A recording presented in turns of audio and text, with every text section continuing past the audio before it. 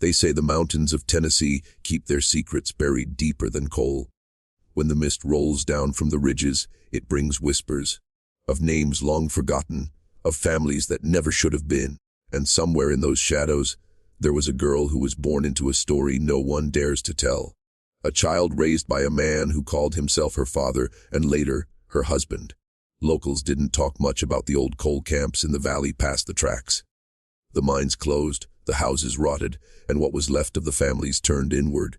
Too poor to leave, too proud to admit the decay. Generations married within the same bloodlines, trying to keep the land, the name, the memory alive. But sometimes what they kept alive was something far darker. Her name, at least the one we found, was Mary Lou Jenkins. Born in 1931 in a one-room shack near the border of Kentucky. Her mother died giving birth, and her father, Earl Jenkins, never remarried.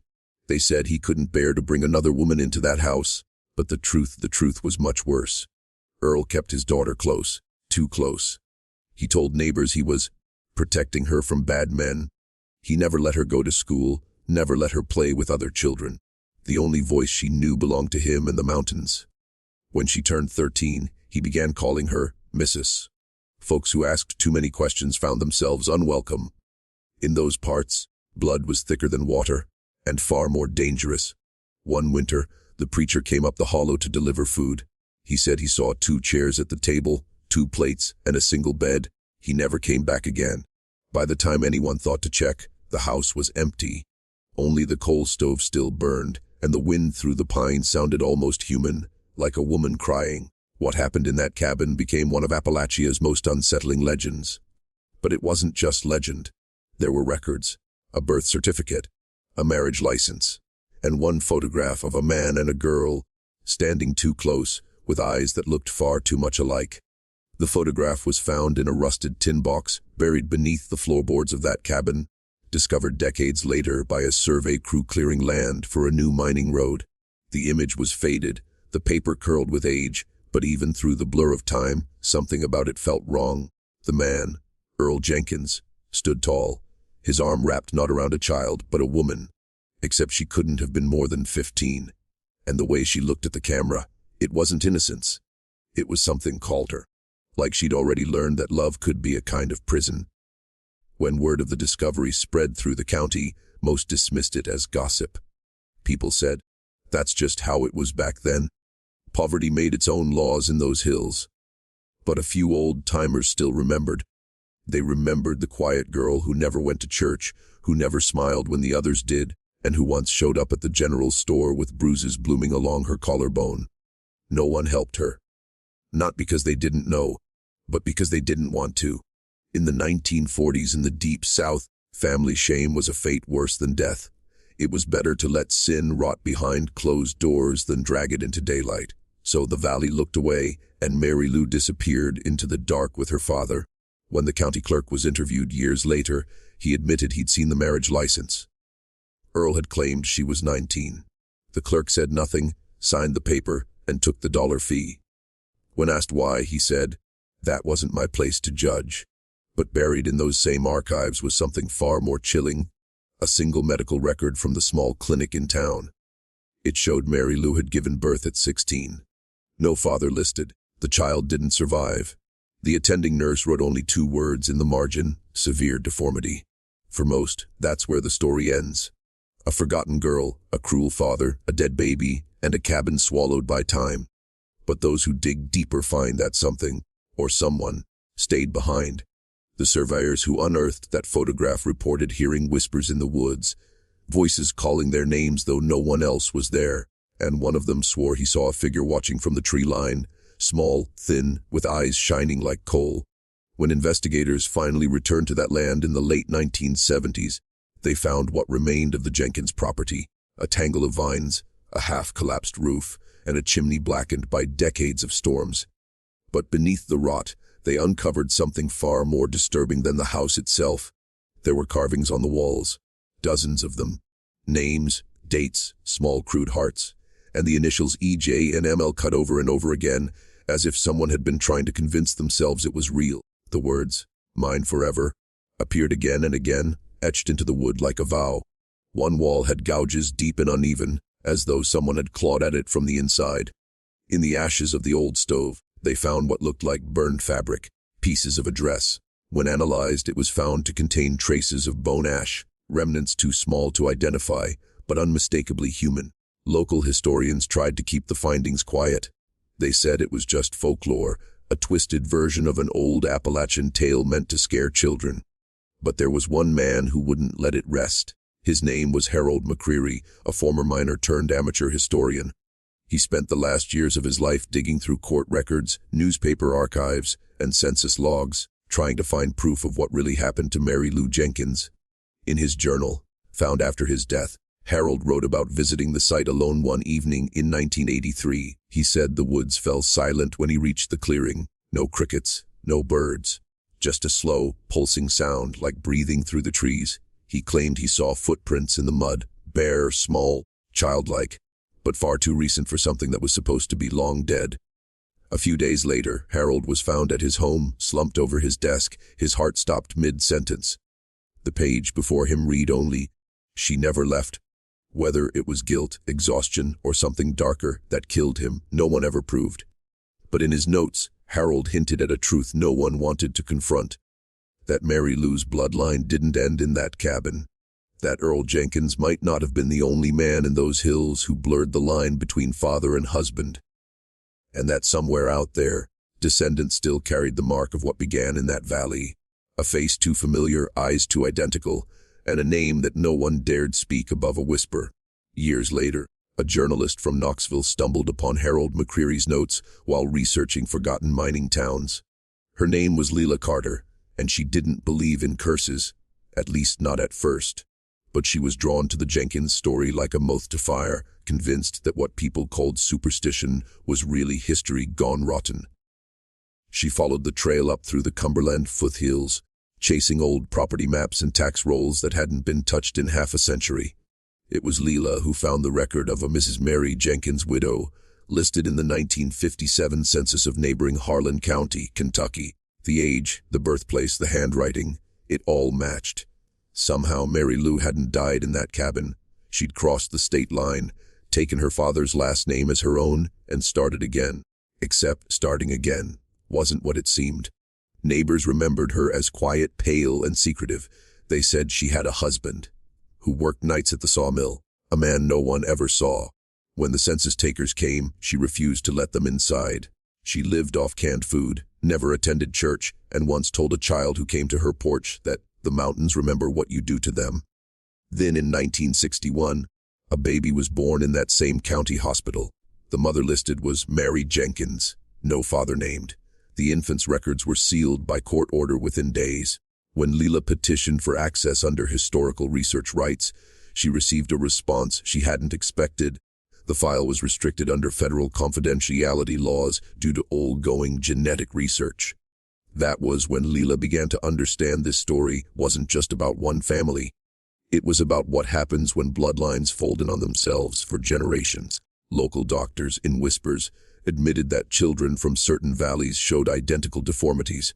Jawlines too narrow, limbs twisted, eyes that didn't quite match. They said it was mountain sickness, a polite way of naming what no one dared to write down. Leila published a short article about her findings, only to receive threats telling her to stop. Calls in the night, a single envelope left on her porch with a photo inside, grainy, black and white, of a girl standing in front of the old Jenkins cabin. The strange thing, the picture was dated 1982, almost 50 years after Mary Lou should have been gone. In her last journal entry, Leila wrote, "It isn't folklore, it's inheritance."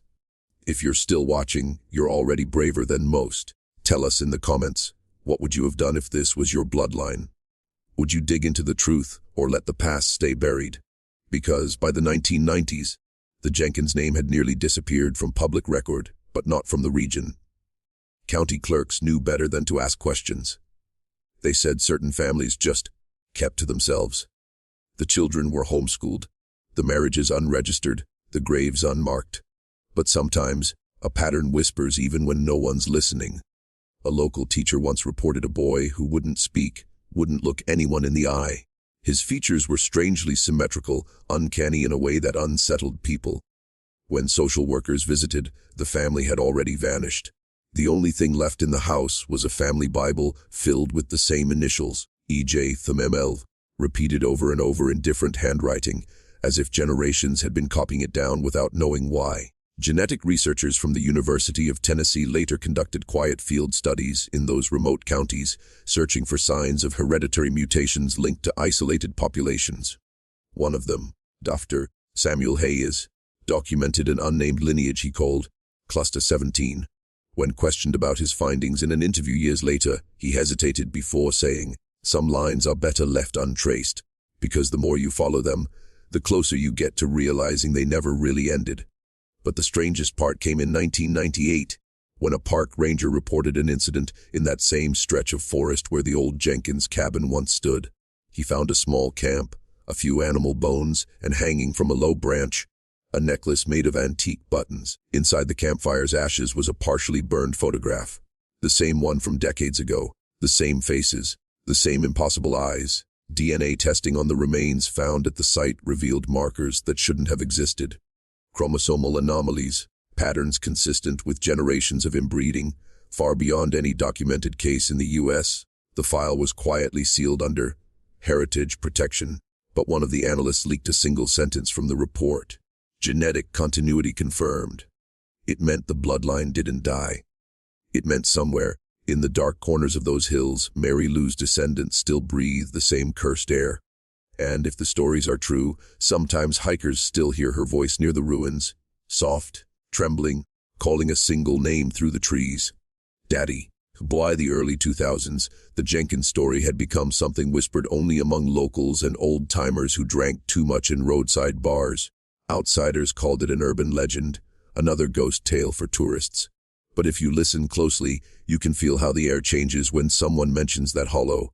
It gets heavier, like the mountain itself is holding its breath. A few filmmakers tried to find the old homestead. Most came back with nothing, muddy boots, corrupted tapes, or stories that didn't make sense. One crew claimed their compass spun out of control the deeper they hiked. Another said they heard a child laughing behind them though no one was there. The footage they shot was grainy, the audio warped by static. But for a few seconds, just before the tape cuts, a faint voice can be heard whispering through the wind. He's still here. Locals say the land doesn't forgive what happened there. One miner, born just a mile from the site, told an interviewer, "Those hills remember blood. You can't build over something that evil and not expect it to breathe again."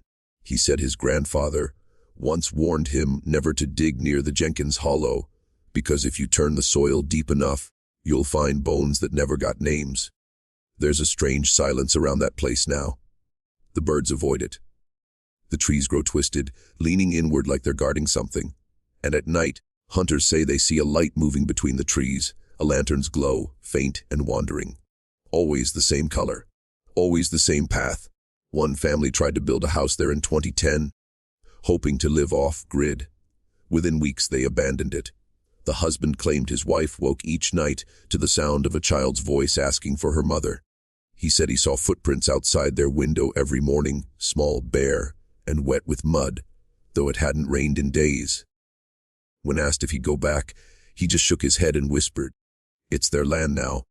Some believe what haunts that valley isn't a ghost, but a lineage, something passed down like a sickness of the soul. A memory that refuses to die. Maybe that's what happens when love and blood twist too tightly together. It creates something that can't be buried, because it was never fully human to begin with. And maybe, if you stand there long enough, you'll feel it watching you too. Today, the old Jenkins land is fenced off, overgrown, and officially marked as unstable terrain. The government calls it an environmental hazard, but no one's ever explained what that means. You can still find it, if you know where to look, down an unpaved road, past a rusted mailbox with no name. The trees close in on all sides, and by the time you reach the clearing, the sky itself feels too close. There's nothing left of the cabin now but a few stones from the foundation and the faint outline of the root cellar. And yet, people still leave offerings there. Candles, coins, children's toys. Nobody admits to doing it, but every spring they appear again, lined neatly at the edge of the ruin as if someone, or something, comes to collect. A local sheriff once said that every few years, a hiker goes missing in that part of the ridge. Most are found, dazed and silent, claiming they just lost time. But one woman never came back. The search teams found her camera weeks later wedged between two rocks. The final photo showed nothing but trees and mist, except for one blurred figure standing just behind the fog, a girl in a white dress, barefoot, watching. Some say the Jenkins bloodline never really ended. It just went underground, hiding in plain sight. A few genealogists have tried tracing regional DNA clusters and discovered uncanny overlaps between distant families.